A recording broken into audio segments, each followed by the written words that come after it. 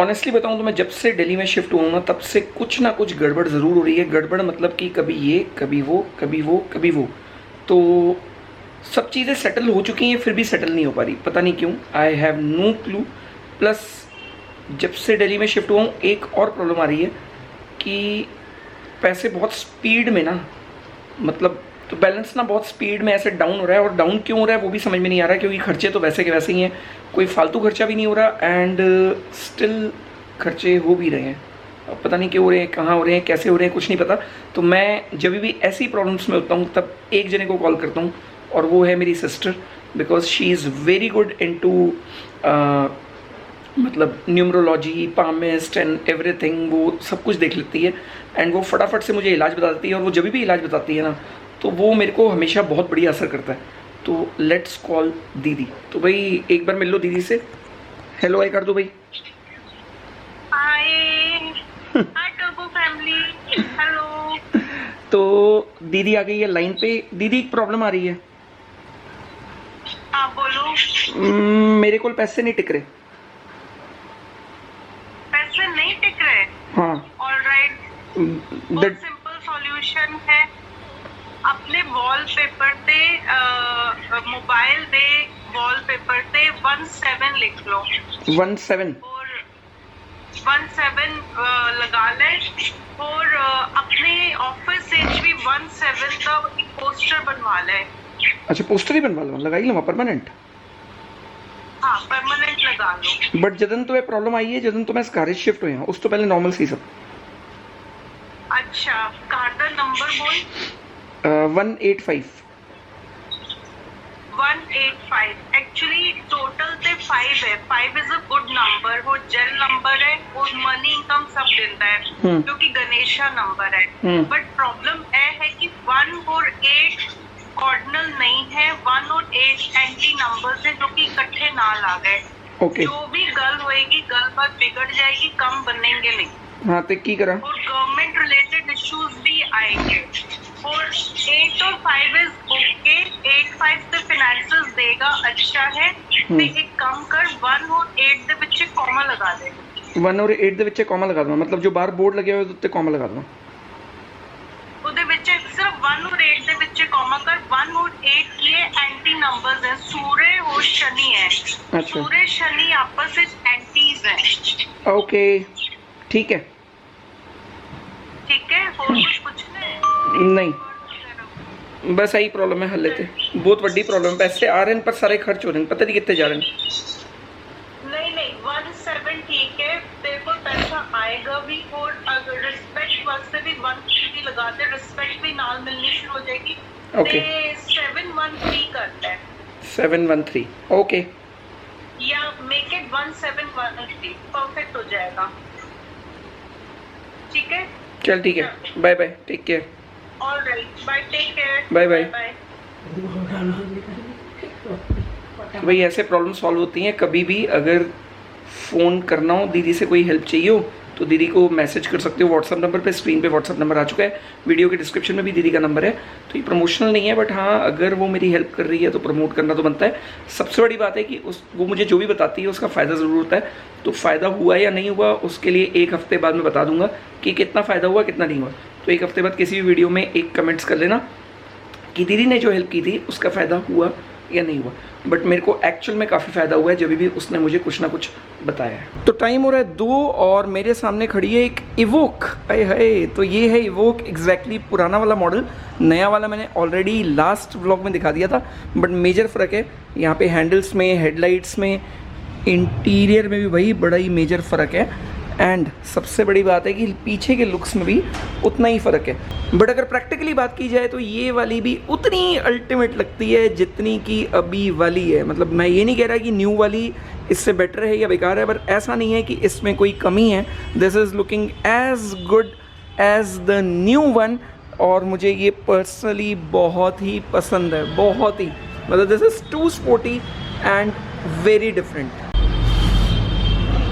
तो ऑनेस्टली बताऊं तो बिल्कुल मेरा मन नहीं लग रहा ऑफिस के अंदर, और मैं जा रहा हूं घूमने। और ये खड़ी अपनी वायरस लुकिंग सो स्पाइसी। वैसे अभी भी मैंने क्लीन कराई है, काफ़ी गंदी हो रही थी। एंड चलते हैं सीधा ड्राइव पे।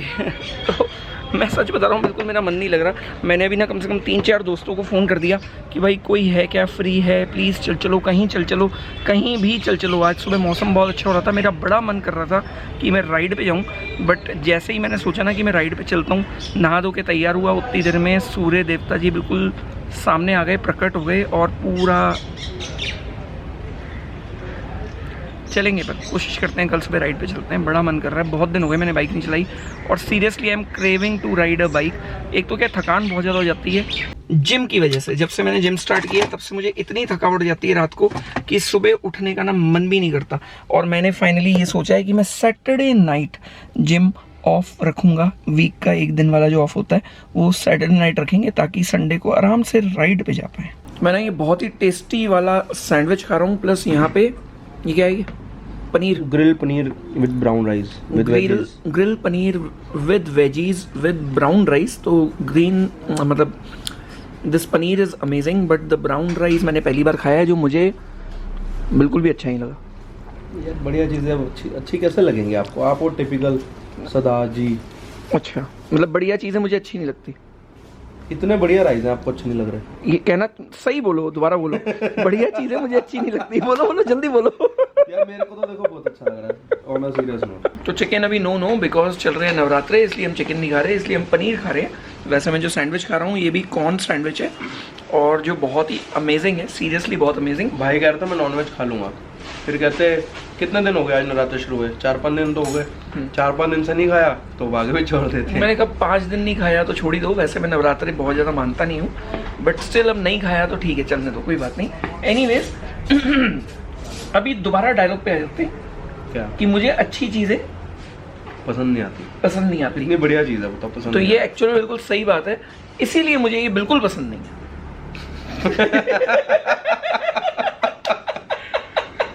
कोई बात नहीं, मुझे बिल्कुल नहीं पसंद, सच बता रहा हूँ, बिल्कुल क्या बड़े बुजुर्गों की इज्जत करना हमारा फर्ज है। भाई बड़े हैं, कुछ भी बोल सकते हैं।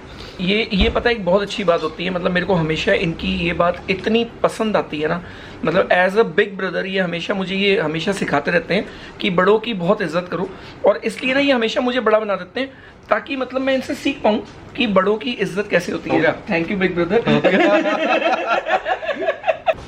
मैं तो मील खा रहा हूँ यार, अब मैं इनके साथ क्या ही बोलूं। एनीवेज मैं मील खत्म करता हूँ, मील खत्म करके दोबारा कंटिन्यू करेंगे। कहीं चल भी रहे थे वैसे, जाते जाते पता नहीं यहाँ पे एकदम से आ गए। इन्होंने कहा कि यहाँ का खाना बहुत अच्छा है और हेल्दी फूड है। सो दिस इज एग्जैक्टली कुछ इसका नाम भी ऐसा ही है, फिटनेस्ट इंडिया। एग्जैक्टली नाम भी कुछ ऐसा ही है। तो यहाँ पे वैसे सारे जिम वाले लोग होते हैं ना जिनको हेल्दी फूड खाना होता है, वही आते हैं खाने के लिए। मैं भी आ गया और आई एम एंजॉइंग माई मील, वैसे कोई प्रॉब्लम नहीं है। तो मैं आ गया हूँ आज इन्फिनिटी शूज़ पे। वैसे मैं बहुत टाइम बाद आया हूँ और बहुत टाइम बाद किस लिए आया हूँ, भाई को लेने थे शूज़। कटवा दिया। वैसे मैं हमेशा महंगे ही जूते दिलवाता हूँ। कटवा दिया। कोई नहीं, वैसे जो यहाँ पे जो भी शूज़ था ना, मतलब जैसे 2,500 के थे तो मैंने इनको 3,000 में दिलवा दिए। कमीशन भी चाहिए होती है ना, ऐसे इतनी दूर लेके आओ गाड़ी में ड्राइवर बन के। जूते लेने आए किस पे, वो भी दिखाओ ना, बाहर कुछ नजर आ रहा हो। चल भाजी, नहीं बाजी से भी मिलवा दो, बाहर कुछ नजर आ रहा हो। वो देखो येलो कलर का, वो येलो कलर की वायरस मिसेस वायरस। हाँ तो फिर तो मतलब 3 जोड़े लेते हैं 1500 रुपए तो बंदे सी ना। किस चीज है? Fuel charges. तो जड़ी कमीशन है तो हमारी है वो, वही तो फ्यूल चार्जेस है। बस बराबर हो गई। तो भाई एक ना जनकपुरी में प्लीज कोई जान पहचान हो तो बता देना, थोड़ी बहुत किसी से पैसे निकलवाने, मुझे 10,000 रुपए दे नहीं रहा है बंदा। भाई गॉड यार हद होगी, मतलब बताओ ना, मैं बैठा हूँ, किससे निकलवाने हैं? नहीं आपको बता दूंगा तो फिर तो निकलेंगे ही नहीं, डूब और जाएंगे। अरे नहीं पक्का देखो 10% कमीशन रखूंगा। 10,000 की 10% सिर्फ 1,000 होती है। पैसे निकलवा के घर तक देके जाएगा बंदा। चलो 9,000 कर दो। अरे बंदा तो बताओ कौन से लेकर मेरे से लेने हैं, मतलब जबरदस्ती है, मेरे से लेने हैं। पैसे डूब गए भाई। दोस्ती यारी ना पैसा नहीं लाना चाहिए कभी। दोस्ती यारी में कुछ खरीदना नहीं चाहिए। बताओ मैं तो घूमते फिरने आया था, कटवा दिया। जूते दिखाता हूँ 2 मिनट के अंदर फटाफट से। तो ये वाले शूज लिए हैं 2 पेयर और दीपांशु होती है ब्लैक ऑरेंज वाला, ये वाला। इसको ओपन करके दिखा। मैं ओपन करके हमें दिखा देना, छड्डो। तो एक तो ये वाला एडिशन लिया है, एडिशन तो यही है, कलर ही तो फर्क है।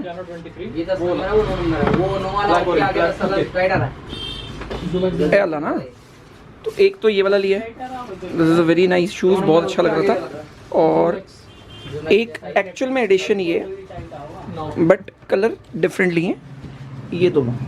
तो भैया इसके बाद सुन लो अधूरी कहानी मोटो और एंजॉय करो मोटो, और मिलते हैं एक नए व्लॉग के साथ कल सुबह 7:30 बजे। वो एंड वहीं पे वैसे मिल जाएगा, ये एंड यहाँ पे।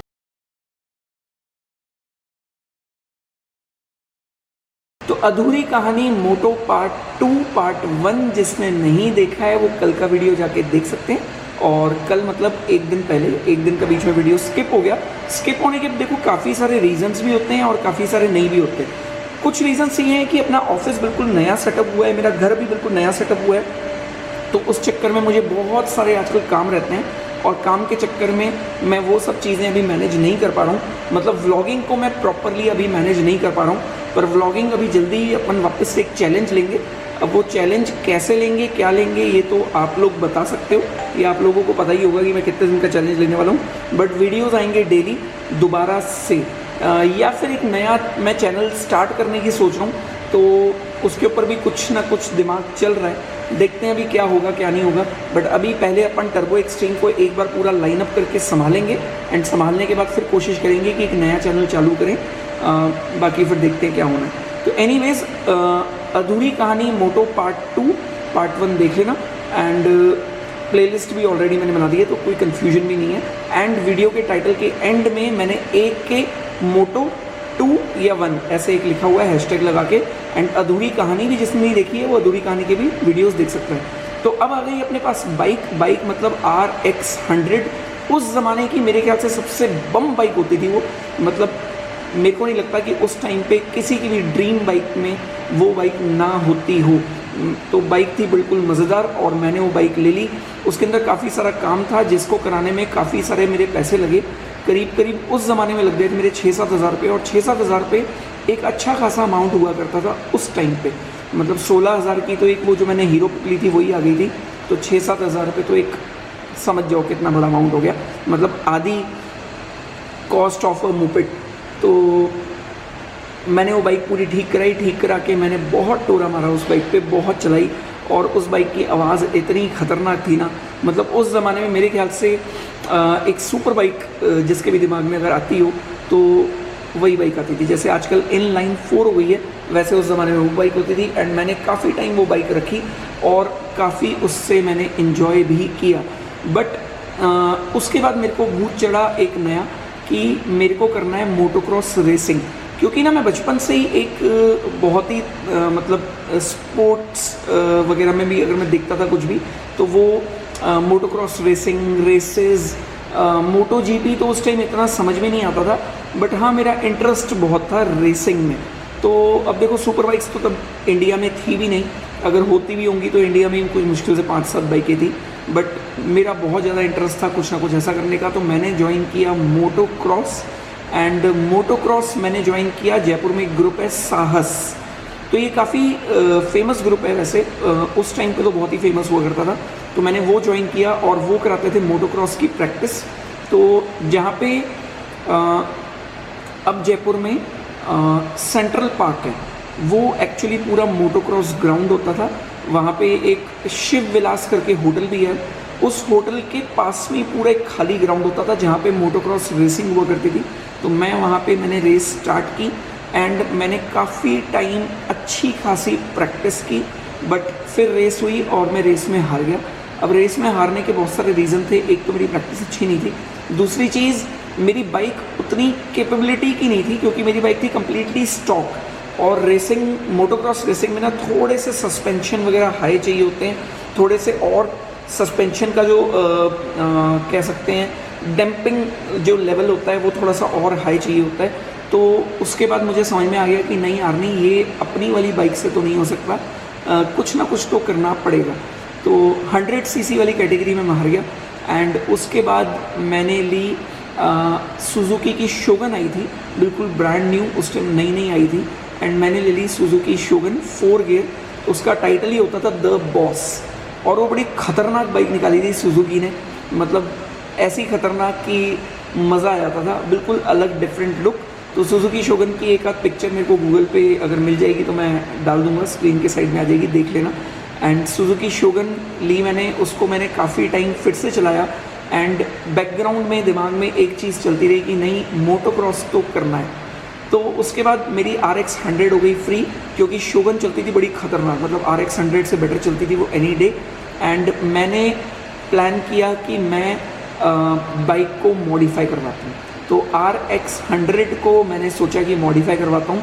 तो मॉडिफिकेशन ना बड़ा डिफरेंट पैटर्न था उस टाइम पे, मतलब इतना इजी नहीं था। आजकल तो क्या है, करोल बाग में इतनी चीज़ें मिल जाती हैं, इतने सारे मॉडिफिकेशन वाले लोग हैं, प्लस दिल्ली की एक्सेसिबिलिटी ज़्यादा है। मैं उस टाइम जयपुर में रहता था, जयपुर में इतनी चीज़ें नहीं मिलती थी, और उस टाइम पे क्या है, इंटरनेट वगैरह बहुत कम था, मतलब इतना ईजी नहीं था। आजकल तो क्या है कि हम कोई भी चीज़ गूगल पे ढूंढ लेते हैं, उस टाइम ऐसा नहीं होता था, उस टाइम बहुत चीज़ें डिफरेंट थी। तो वहाँ पे 4 नंबर डिस्पेंसरी है, वहाँ पे एक बैठते हैं, मेरे ख्याल से शकूर नाम है शायद उनका, शकूर भाई, मेरे ख्याल से, अगर मैं नाम गलत नहीं बोल रहा हूँ क्योंकि बहुत पुरानी बात हो गई।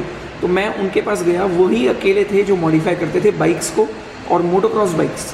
तो उन्होंने मुझे एक सामान की लिस्ट बताई कि ये सामान मंगवा लो आप, और मैं आपकी बाइक मॉडिफाई कर दूंगा, या इनका देसी जुगाड़ भी हो सकता है, बट देसी जुगाड़ में इतनी स्ट्रेंथ नहीं बन पाएगी। तो अब ये स्टोरी ऐसे शुरुआत हुई कि मैंने सामान ढूंढना शुरू किया, और सामान का मुझे पता लगा कि सामान मिलेगा सारा सिंगापुर में। तो भाई अब अपने लिए तो सिंगापुर जाना एक बहुत बड़ी बात थी उस ज़माने में। तो मैं सिंगापुर तो खैर मैं नहीं गया, बट मैंने जुगाड़ लगाना चालू किया कि कैसे आ सकता है। तो मैंने एक बंदे से पता किया, वो बंदा क्या सामान मंगा के देता था, मतलब उनका काम ये था कि वो मोबाइल घड़ियाँ इंपोर्ट करते थे, और उनका बड़ा ज़बरदस्त काम होता था उस टाइम पे। तो मैंने उनसे बात की, मैंने कहा मैं आपको जगह बता सकता हूँ प्रॉपरली कहाँ मिलेगा सामान, और मुझे ये सामान चाहिए। तो उन्होंने कहा ठीक है, आप जगह बता दो, मैं नेक्स्ट टाइम जाऊँगा, मैं कोशिश करूँगा, अगर आसपास में होगा तो मैं चला जाऊँगा, विजिट कर लूँगा। मेरी बहुत अच्छी जानकारी थी उनसे, और MI रोड पे उनकी शॉप होती थी, और बड़ा अच्छा काम था उनका सप्लाई का। काफ़ी सारी शॉप्स पे वो सप्लाई देते थे, और अच्छा काम था। तो वो गए बाई चांस सिंगापुर, और उनके पास टाइम था, तो वो मेरे लिए स्पेशली चले गए उस शॉप पे, और वहाँ पे जाके उन्होंने प्राइजेज़ ले लिए। अब वो प्राइस लेके जब सब कुछ कैलकुलेट किया और उन्होंने मुझे आके बताया, तो वो प्राइस का सारा सामान पड़ रहा था करीब 60-70,000 रुपीज़ का, जिसमें आगे के दोनों शॉकर, पीछे का एक मोनो शॉकर, पीछे का एक स्विंगम, दोनों एलॉय विद टायर, एंड आगे की disc brake with chain set. तो ये सारा सामान था, ये था 70,000 रुपीज़ का। अब यार उस टाइम पे जो बाइक आती थी ना, वो बाइक ही आती थी करीब मेरे ख्याल से इतने की ही, मतलब समवेयर मैंने शोगन, शायद मुझे एग्जैक्टली प्राइस तो याद नहीं है, बट शायद समवेयर मैंने इतने की ही ली थी। अब यार 70,000 रुपये की बाइक आ जाती है, और 70,000 रुपये की मॉडिफिकेशन का सामान, उसके अलावा शकूर भाई को अलग पैसे देने थे। तो शकूर भाई से मैं जाके मिला, और उन्होंने कहा देखो, अगर रेस जीतनी है तो आपको ये सब करना ही पड़ेगा, तभी बाइक लाइट वेट हो पाएगी, तभी बाइक के ऊपर वो एक डैम्पिंग आ पाएगी शॉकर्स की। तो मैंने कहा ठीक है, चलो मैं प्लान करता हूँ, क्योंकि देखो अपन कमाते तो थे, पर इतना भी नहीं कमाते थे उस टाइम पे। तो फिर मेरे को लगा कि चलो ये करना तो है, कैसे भी करके। आई वेटेड फॉर 7 मंथ्स, मतलब 7 महीने तक मैंने पैसे जोड़े धीरे धीरे और मैंने वो सामान ऑर्डर कर दिया। अब वो सामान ऑर्डर करने के बाद क्या हुआ, इसकी कहानी अगले एपिसोड में कवर करेंगे, क्योंकि ये वीडियो हो जाएगा बहुत लंबा। बट कोई भी काम करना ना आसान नहीं होता लाइफ में। अपन ऐसा नहीं सोच सकते कि अगर ये चीज़ मुझे चाहिए तो ये चीज़ आज ही हाथ में आ जाए, और अगर आज ही हाथ में आ गई तो आप समझ जाओ कि मतलब आपकी ज़िंदगी बहुत बढ़िया चल रही है। बट अगर ये आज हाथ में नहीं आई और आपको लगता है ये हाथ में नहीं आ सकती, तो इसके ना पीछे पड़ जाओ, पीछे ऐसा पड़ो कि चाहे जान फूकनी पड़ जाए, पर ये चीज़ हाथ में चाहिए ही चाहिए। तो ऐसा ही अगर ज़िंदगी में अपन हर चीज़ के लिए करना चालू कर दें, तो आप लाइफ में कुछ भी अचीव कर सकते हो। Nothing is impossible in life, हमेशा एक ही बात बोलता हूँ, हर चीज़ पॉसिबल है अगर आप करना चाहो तो हर काम के लिए ना मेहनत करनी पड़ती है, बिल्कुल जी जान लगानी पड़ती है, और पीछे पड़ना पड़ता है। सारा कुछ छोड़ के बिल्कुल इतना पैशनेट होना पड़ता है कि ये काम तो करना ही है और मैं करके ही रहूँगा। तो अगर अपन ये सब सोच के चलें तो लाइफ थोड़ी सी ईजी हो जाती है। टाइम ज़रूर लगता है हर काम में, बट कोई भी चीज़ अगेन कह रहा हूँ इम्पॉसिबल नहीं हो। तो गाइज़, अगर अच्छा लगा वो सब कुछ तो वीडियो को लाइक, चैनल सब्सक्राइब नहीं किया तो कर लो। मिलते हैं एक नए व्लॉग के साथ कल सुबह 7:30 बजे। कोशिश जल्दी रहेगी कि रोज़ एक वीडियो में डालूँ, एंड जल्दी कुछ ऐसा वापस करने वाले हैं। टीम धीरे धीरे तैयार हो रही है with the blessing of God, बाबा जी की बड़ी कृपा है। एंड अपनी जो टीम भी नई आई है, दे आर वेरी सपोर्टिव, मेरी हर बात बहुत अच्छे से सुनते हैं और बहुत अच्छे से मानते भी हैं, एंड उसको धीरे धीरे फॉलो भी कर रहे हैं। टाइम लगता है हर चीज़ में, बट मुझे लगता है कि वो बहुत अच्छे से संभाल लेंगे। तो गाइस, मिलते हैं नई वीडियो के साथ। Bye bye, take care and love you to.